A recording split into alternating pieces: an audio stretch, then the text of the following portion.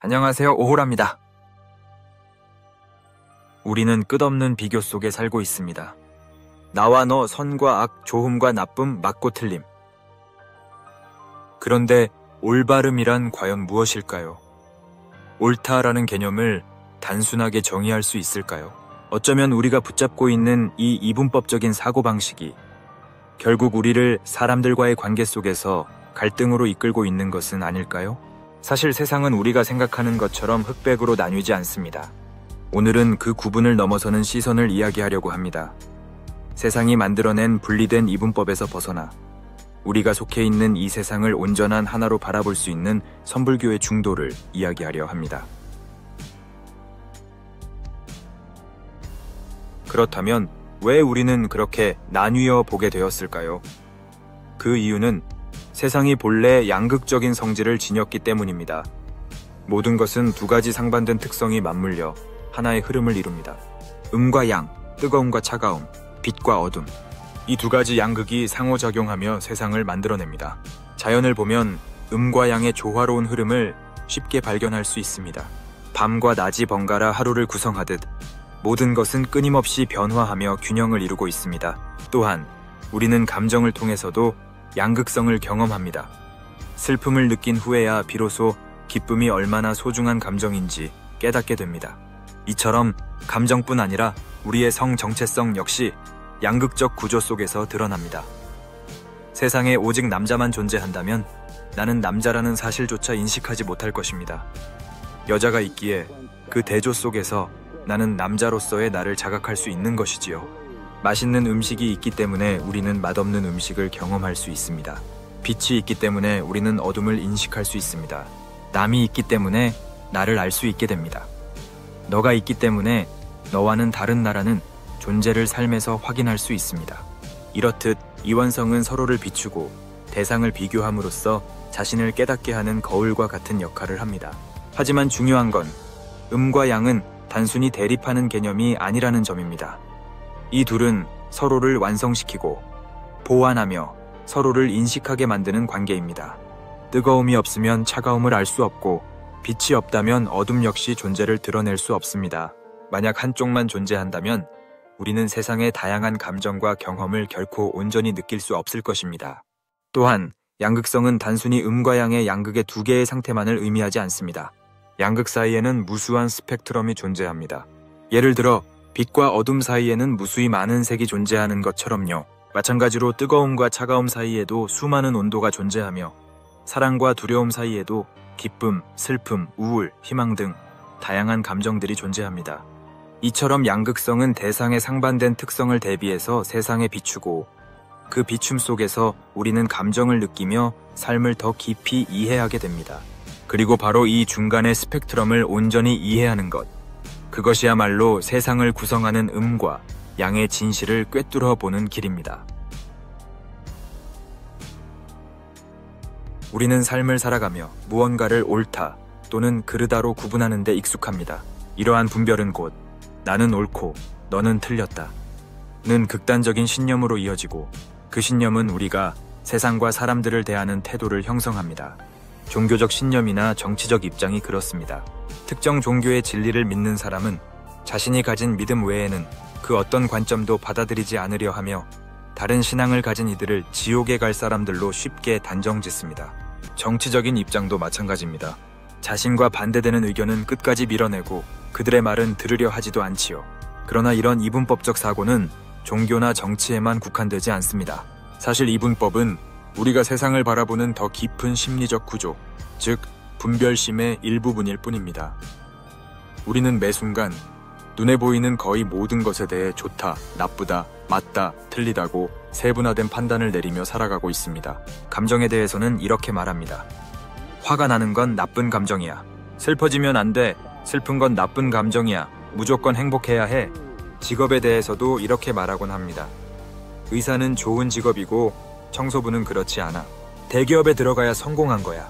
돈과 성공에 대해서는 더더욱 그렇습니다. 돈이 많으면 행복하고 없으면 불행한 거야. 실패한 사업가는 무능한 사람이야. 이처럼 우리의 마음은 끊임없이 모든 것을 좋다, 나쁘다, 옳다, 틀리다의 틀 안에 가두려 합니다. 이것을 불교에서는 분별심이라고 합니다. 하지만 이러한 분별은 절대적인 진실이 아닙니다. 그저 하나의 관점일 뿐이며 세상을 구성하는 양극성의 한 면에 불과합니다. 문제는 이와 같은 이분법적 태도가 결국 우리를 고립시키고 스스로를 괴롭힌다는 점입니다. 나와 의견이 다른 사람을 미워하게 만들고 부정적인 감정 상태에 빠진 나 자신마저 거부하게 됩니다. 그 결과 우리의 내면은 두려움과 불안이라는 고통으로 가득 차게 됩니다. 결국 삼라만상의 모든 고통은 이렇게 끊임없이 분별하고 판단하려는 우리의 마음에서 비롯된 것입니다. 밝음과 어둠, 뜨거움과 차가움, 사랑과 두려움. 이 모든 것들은 겉으로는 서로 대립되는 개념처럼 보이지만 사실은 하나의 본질에서 비롯된 에너지의 서로 다른 상태일 뿐입니다. 동전을 생각해 보십시오. 앞면과 뒷면이 다르다고 해도 결국 그것은 하나의 동전입니다. 양극성의 관계도 마찬가지입니다. 앞서 이야기했던 밝음과 어둠을 다시 떠올려 봅시다. 만약 세상에 오직 밝음만 존재한다면 우리는 밝음을 인식할 수 없을 것입니다. 밝음은 어둠이 존재하는 공간 속에서만 자신의 존재를 드러낼 수 있는 현상입니다.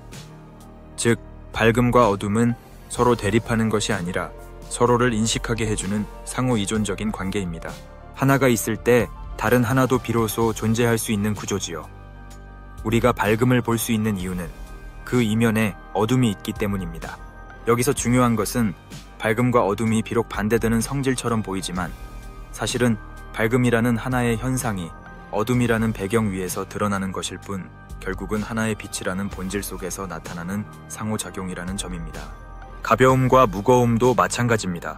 우리는 가볍다는 것을 무겁다는 기준을 통해 인식합니다. 만약 세상에 무거움이라는 개념이 존재하지 않는다면 지금 우리가 느끼는 가벼움도 존재하지 않을 것입니다. 결국 이 둘은 독립된 실체가 아니라 무게라는 하나의 연속된 스펙트럼 안에서 서로를 설명해주는 상대적 위치일 뿐입니다. 즉, 우리가 서로 다르다고 느끼는 수많은 것들도 사실은 하나의 본질에서 비롯된 양극성 사이의 다양한 스펙트럼의 표현일 뿐입니다. 이 관점에서 본다면 세상에 존재하는 그 어떤 것에도 절대적인 옳음이나 맞음이 존재하는 것이 아닙니다. 그저 각자의 고유한 위치와 가치가 있을 뿐입니다. 그래서 중요한 것은 이러한 양극의 관계를 단순한 대립이 아닌 하나의 연속성과 통합성 안에서 바라보는 일입니다. 그리고 그 이해를 바탕으로 도달하게 되는 자리가 바로 중도의 자리입니다. 극단의 위험을 경험한 사람들은 종종 이렇게 말합니다. 극단을 피하고 중도를 지켜야 한다. 그래서 많은 이들이 중도를 지킨다는 것을 양극단을 모두 포기하고 그저 중간쯤 되는 것을 선택하는 것이라 오해하곤 합니다. 뜨거운 물과 차가운 물 사이에 미지근한 물을 선택하는 것처럼요. 하지만 이것은 중도에 대한 잘못된 이해입니다. 중도란 뜨거운 물이든 차가운 물이든 미지근한 물이든 그 각각이 절대적으로 옳거나 그른 것이 없다는 사실을 이해하는 것입니다. 왜냐하면 이것은 한 대상에 대한 양극성의 스펙트럼 속에 있는 하나의 상태이기 때문입니다. 그리고 있는 그대로의 가치를 인정한 채 어떤 것이든 자유롭게 선택할 수 있는 마음의 상태를 말합니다. 그래서 우리는 어떤 선택이든 자유롭게 할 수 있습니다. 단, 중요한 전제가 있습니다. 내가 무엇을 선택하더라도 그 선택이 언제나 옳을 수는 없다는 사실을 깊이 이해하는 것. 이러한 통찰이 있을 때 우리는 특정 선택이나 관점에 집착하지 않게 되고 삶을 보다 가볍고 유연하게 살아갈 수 있게 됩니다. 인간으로서 이 지구에 태어난 우리는 살아가는 모든 순간마다 분별을 경험합니다. 심지어 오늘 아침에 무엇을 먹을지 고민하는 것조차도 분별의 한 형태입니다. 따뜻한 국이 좋을까? 간단한 빵으로 때울까? 건강을 생각할까? 아니면 그냥 당기는 걸 먹을까? 이처럼 사소해 보이는 선택조차도 우리는 끊임없이 비교하고 판단하며 결정합니다. 어쩌면 우리는 이 분별이라는 과정을 경험하기 위해 이 지구에 온 것일지도 모릅니다. 나와 다른 남이 존재하지 않는 곳에서는 결코 나를 이해할 수 없을 테니까요. 그래서 이 분별 자체는 지극히 자연스러운 삶의 일부입니다. 하지만 중도의 자리에 도달한 사람은 압니다. 세상에는 절대적인 옳고 그름이 없다는 사실을. 그리고 그 깨달음을 통해 우리는 어떤 선택을 하더라도 그 선택에 집착하지 않게 됩니다. 그럴 때 비로소 우리의 사고는 더 유연해지고 마음은 더 자유로워집니다.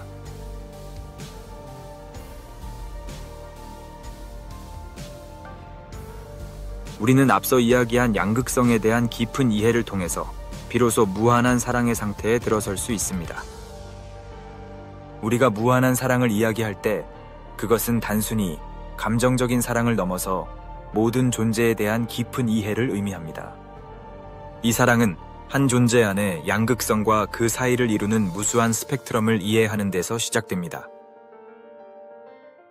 그 순간 우리는 옳고 그름을 넘어 다른 사람의 입장과 그가 처한 상황을 진심으로 공감할 수 있는 능력을 갖추게 됩니다.